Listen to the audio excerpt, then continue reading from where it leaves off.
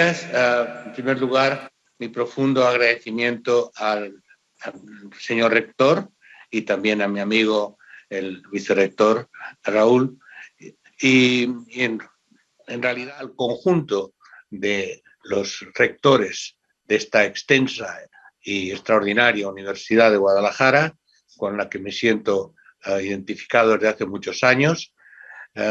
Y desde luego mi saludo más cordial a todos los colegas, tanto presentes en el acto como que puedan estar siguiéndonos, y a los estudiantes, que siempre he considerado como son la razón de ser de la universidad. La universidad es una institución de pensamiento, de enseñanza, de investigación, de reflexión crítica, pero sobre todo la universidad tiene que estar siempre al servicio de los estudiantes. Eso ha sido la norma de mi vida. Porque sin estudiantes no habría universidad. Habría institutos de investigación, habría escuelas profesionales, pero no habría universidad. Y también, si me permiten, por favor, quiero agradecer al profesor Daniel González, iniciador de este proyecto de cátedra desde hace ya algún tiempo, y con el que he estado trabajando en perfilar algunos de los contenidos de esta cátedra que él ahora asume. Y desde luego, en una nota personal, quiero agradecer muy particularmente a su ex colega, la doctora Carmen Rodríguez Armesta, que fue vicerrectora ejecutiva de esta universidad y que desde luego es la persona que desde hace mucho tiempo estableció mi conexión con la Universidad de Guadalajara. Como sé que nos estará escuchando, un saludo muy especial para ti, Carmen, y espero que todos sobrevivamos esta pandemia que nos sorprendió, aunque desgraciadamente era previsible. Y esto es en parte el tema de lo que les voy a presentar. No tanto la pandemia en sí, sino el contexto en que esta tragedia que estamos sufriendo ha surgido. Miren, yo considero que una buena teoría científica es aquella que nos es útil para explicar la realidad, al menos en los aspectos objetos de esa teoría. Es el único criterio que desde el punto de vista propiamente de las ciencias sociales podemos aplicar. Y en ese sentido, mi investigación y mi teoría en las dos últimas décadas en particular ha versado sobre la formación y el despliegue de lo que yo conceptualicé como sociedad-red. Estamos en esa sociedad-red a partir de la interacción entre tecnología, cultura e instituciones. Y como las redes son globales, a esto le llamamos globalización. La globalización es simplemente una red global de redes globales que tienen como consecuencia la interdependencia en tiempo real de lo esencial de la actividad humana. Y de esta matriz derivan en gran parte algunos de los grandes desafíos de nuestro tiempo, de aquellos desafíos que van a marcar nuestras vidas en las próximas décadas y de los que va a tratar esta cátedra. En primer lugar, las redes globales están procesando una serie de amenazas directas a la supervivencia de nuestra especie. No son la causa, pero sí son la expresión y articulación de las contradicciones de nuestra forma de organización social y de nuestra interacción con la naturaleza que deriva en crisis catastróficas. ¿Qué es una pandemia? Una pandemia es simplemente la expansión de un virus a través de redes. ¿De redes de qué? De redes de interacción entre humanos. No hay otra forma de contagio del virus. Son humanos con humanos. Y como los humanos con humanos ahora estamos conectados globalmente, constantemente, a través de redes de transporte, a través de redes de intercambio, en cada contagio que ocurre en un remoto lugar y aunque no sea muy remoto, pero era lejano para muchos, como la ciudad de Wuhan en China, se convierte por articulaciones sucesivas y contactos sucesivos de distintas redes y nodos, se convierte en una pandemia, en el sentido que desgraciadamente ahora todo el mundo conoce. Lo mismo diría sobre el proceso aún más catastrófico que estamos viviendo del cambio climático, que condiciona todo y que desarticula la vida tal y como la habíamos conocido. Son también redes de conexión entre fenómenos destructivos provocados por la acción humana en unos lugares del planeta más que en otros, pero que poco a poco se han ido interconectando y han creado una catástrofe colectiva de la que vamos teniendo algunas expresiones y algunas consecuencias, pero poco a poco se va ampliando la gama de efectos destructivos del cambio climático, sobre el que se hacen muchas bromas ignorantes, estúpidas y realmente indignantes por parte de algunos políticos, algunos pseudocientíficos, pero que realmente es una amenaza a la supervivencia de la especie humana. No al planeta, por cierto. El planeta estaría perfecto sin la especie humana, estaría mucho mejor. Lo que ocurre es que, de alguna manera, tenemos un interés nuestro en que no desaparecer de este planeta. Pero si seguimos haciendo lo que hacemos, no hay problema, desapareceremos. Y de hecho, hay una interacción reconocida científicamente entre las pandemias de todo tipo, porque ya habíamos tenido varias, esta es una mayor y puede haber otras mayores en gestación, entre las pandemias y el cambio climático con todas sus consecuencias, con la destrucción de las áreas naturales, la interpenetración de naturaleza y zonas habitadas, la migración de especies que no estaban en contacto con los humanos y ahora lo están, etc. Todo esto lo saben ustedes, estoy simplemente incidiendo en las formas de conexión entre la organización social en redes globales, en cuyo corazón hay siempre sistemas microelectrónicos y de comunicación digital, sea transporte o sea comunicación a distancia, y por otro lado la interacción entre todos esos procesos de forma que en su conjunto amplifican y profundizan las consecuencias negativas de las acciones de los humanos sobre el planeta y sobre nosotros mismos. Por eso lo sitúo como el primer gran desafío de nuestro siglo XXI. En segundo lugar, estamos asistiendo también a una concentración sin precedentes del poder económico y tecnológico. Siempre ha habido concentración, siempre ha habido tendencias a los oligopolios. Pero la escala actual es aún más extraordinaria. De hecho, la concentración es tal que se oscurecen las fuentes de poder y de esa concentración. Por ejemplo, sí, hay élites económicas globales muy poderosas, pero lo más importante, el poder económico, está en los mercados financieros globales, no controlados por nadie en concreto, sino por la lógica del mercado financiero, lógica que consiste en hacer dinero a través del dinero y para el dinero, sin ninguna relación a ningún tipo de trabajo productivo y basado en perturbaciones de información, basado en percepciones y basado en maniobras directamente especulativas en esos mercados. Y aquí está el centro del poder económico, en el cual hay élites, naturalmente esto no está ausente de humanos, pero lo más importante es que el sistema como tal, los mercados financieros globales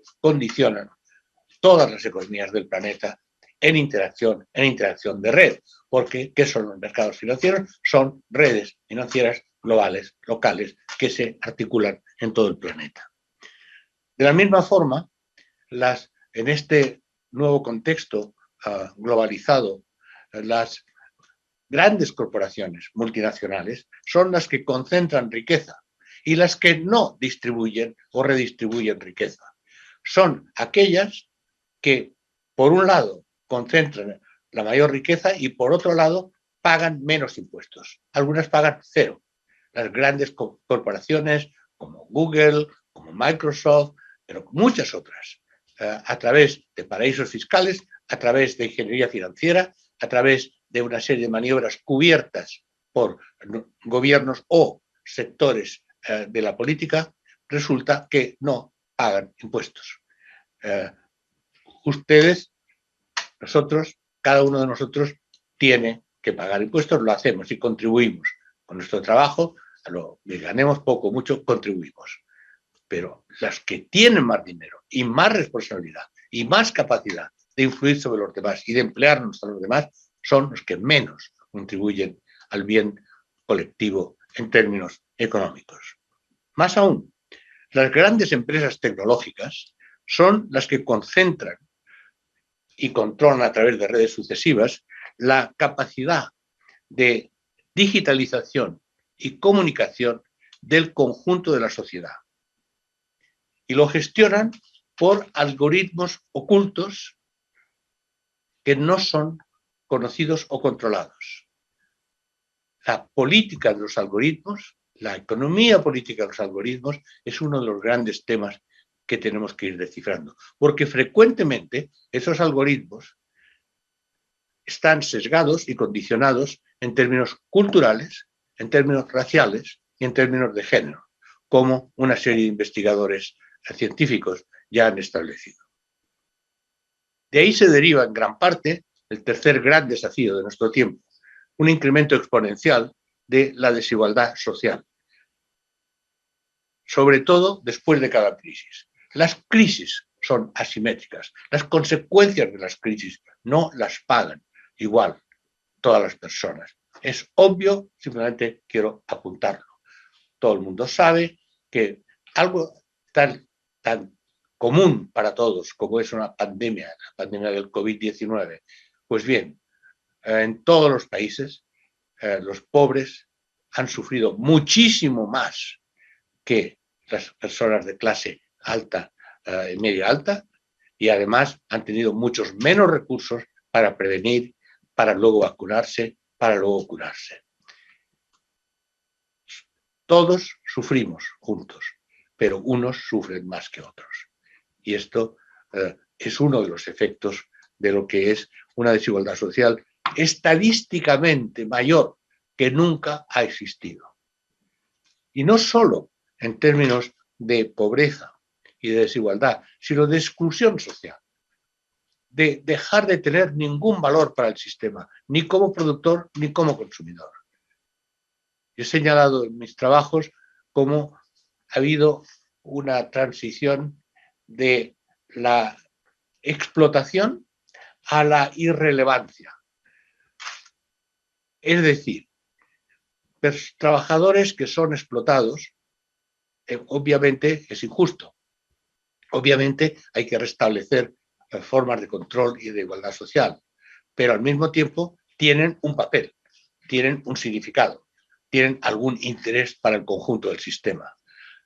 Aquellos grandes sectores de las poblaciones que son desconectados y solamente reconectados otra vez a través de mecanismos de tratamiento de la miseria, los sectores que no tienen valor, estos sectores son excluidos.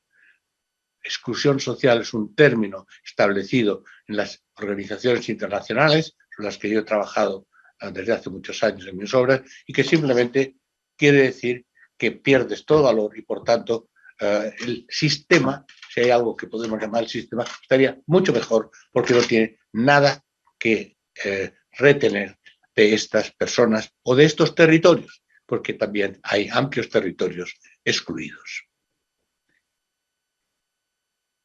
El cuarto gran desafío se deriva del tipo de economía globalizada y concentrada en términos de capacidad económica y tecnológica, que es la formación de un nuevo modelo territorial.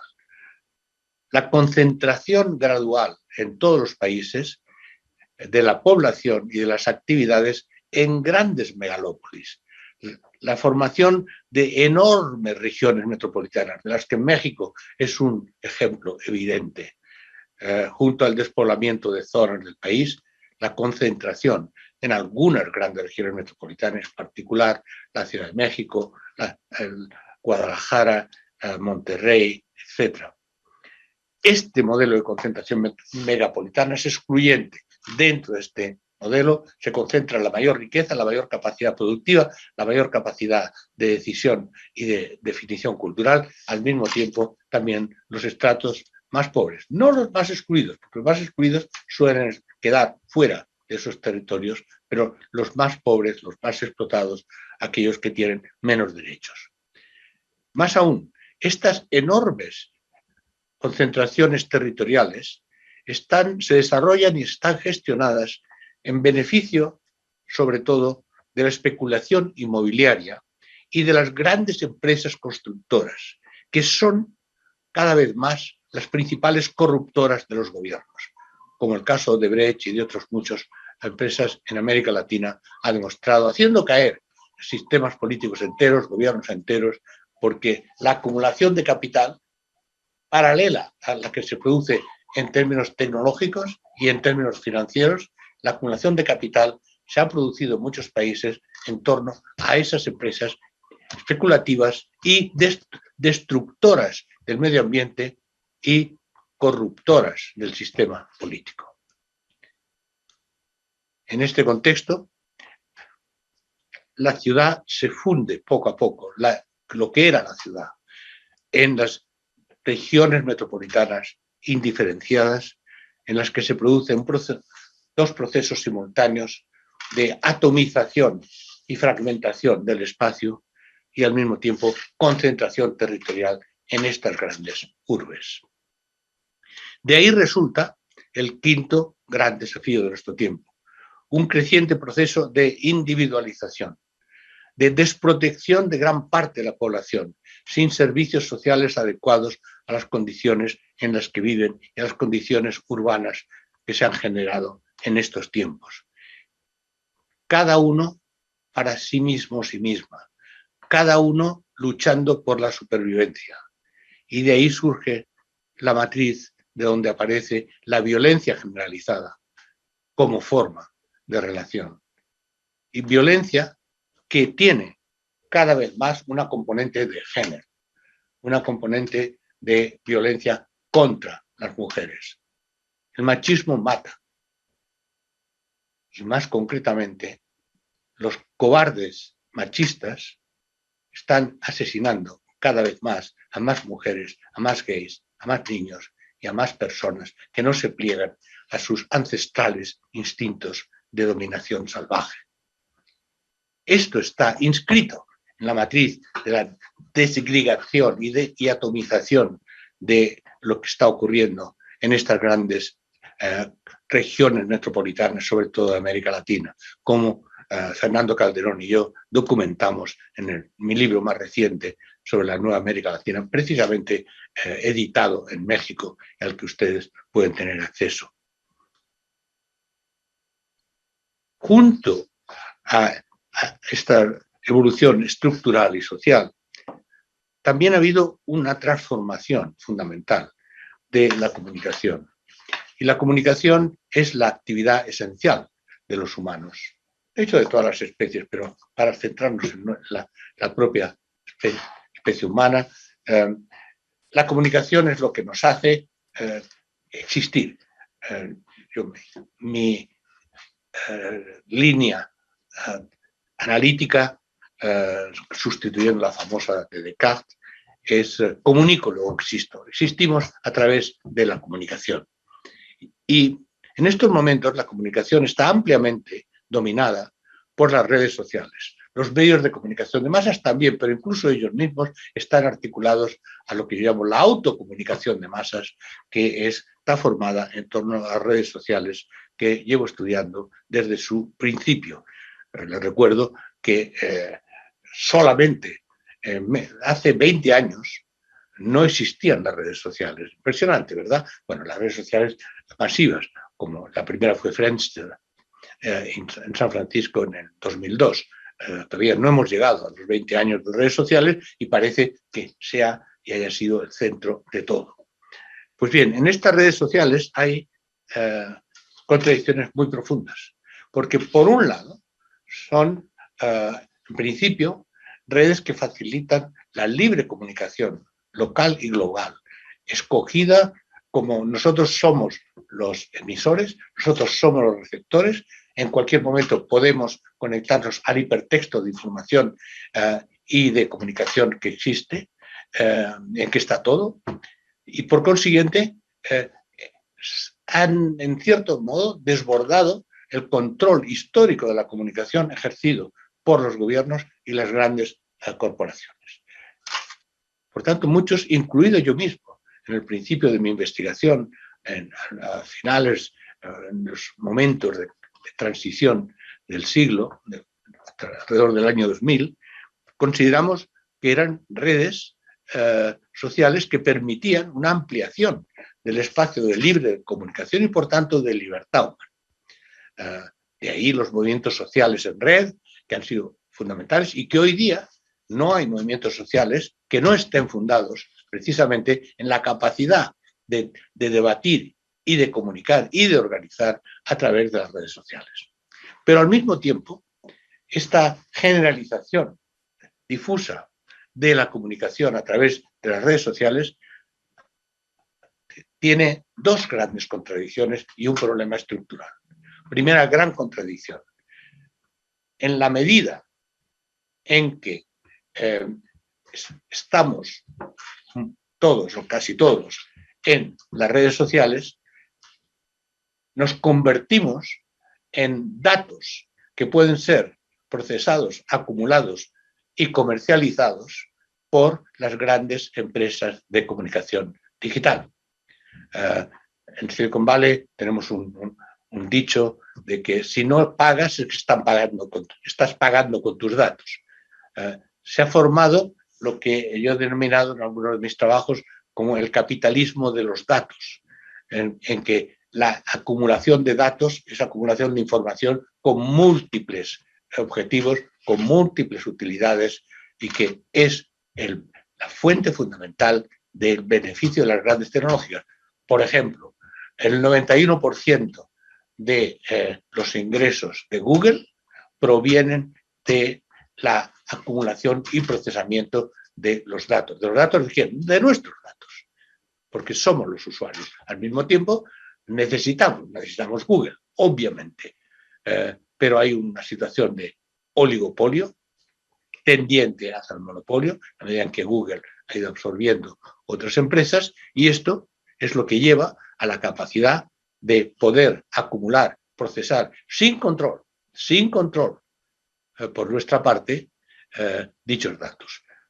El control solo puede ser ejercido a través de la regulación de las autoridades públicas y generalmente no se hace o se hace mal o es insuficiente con respecto a la versatilidad de la capacidad de las grandes empresas tecnológicas de acumular datos, procesarlos y venderlos, comercializarlos de distintas formas.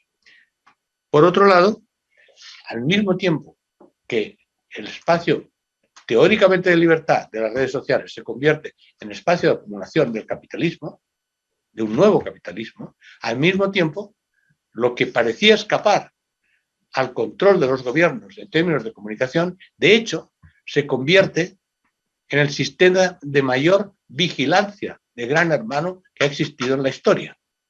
Porque al estar todo lo que hacemos, todo, absolutamente todo, registrado en las redes, basta con vigilar las redes para vigilarnos a todos, sin necesidad de las famosas interferencias telefónicas o abrirnos la correspondencia. Todo eso ya no se hace.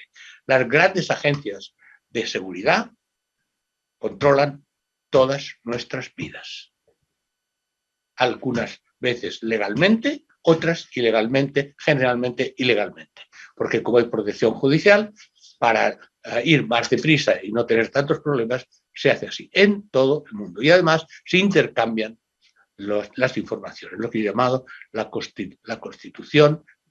En mis seminarios hace 4 años en Cambridge presenté una serie de análisis mostrando la constitución de lo que yo llamo una red, otra red de vigilancia electrónica global a partir de las grandes agencias de seguridad gubernamentales. O sea, que lo que parecía no depender del capitalismo y superar a los gobiernos se convierte en el espacio fundamental de comercialización por un lado y de vigilancia por otro, por parte de las autoridades políticas con toda clase de pretextos. Claro que hay que luchar contra el terrorismo, claro que es mejor encontrarse, vigilar a los posibles terroristas, pero bueno, eso es el 10% de la actividad.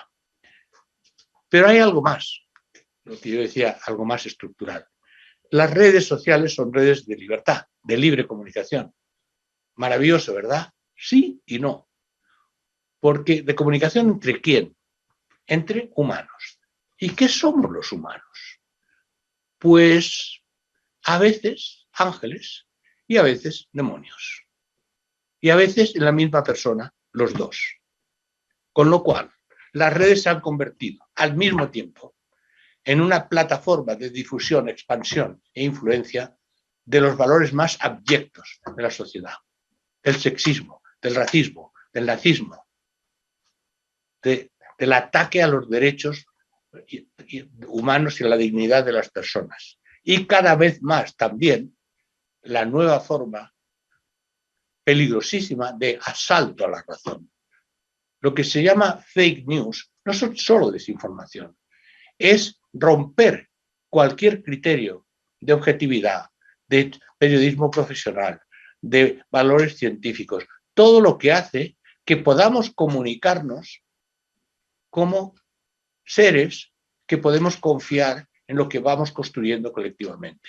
En el momento en que todo eso se mezcla y se diluye en una especie de magma de mentiras, odios, falsedades y bulos supersticiosos, en ese momento estamos destruyendo nuestras bases de existencia racional, para cuya afirmación los científicos hemos estado trabajando durante siglos contra toda clase de formas de asalto a la razón.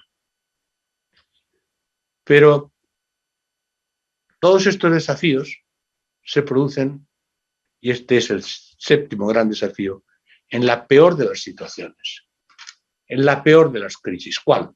La crisis de las instituciones democráticas, la crisis de la legitimidad democrática en todo el mundo.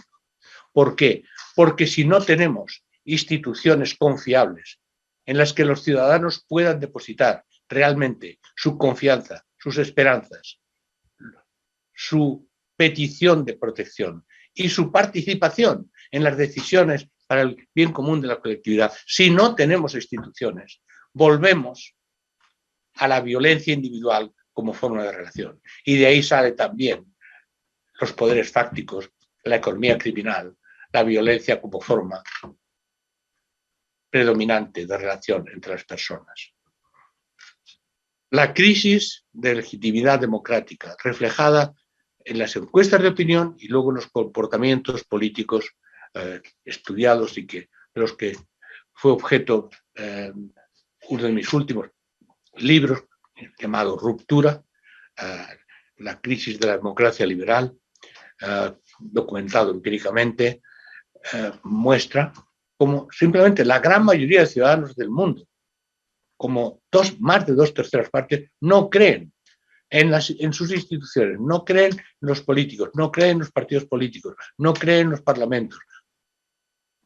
Creen, más bien, desean la democracia, pero no esta democracia, no la democracia que viven.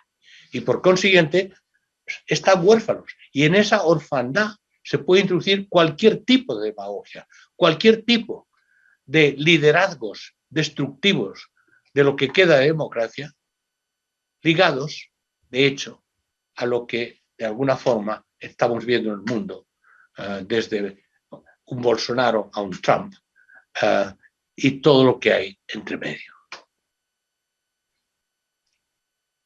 Oscuro panorama, ¿verdad?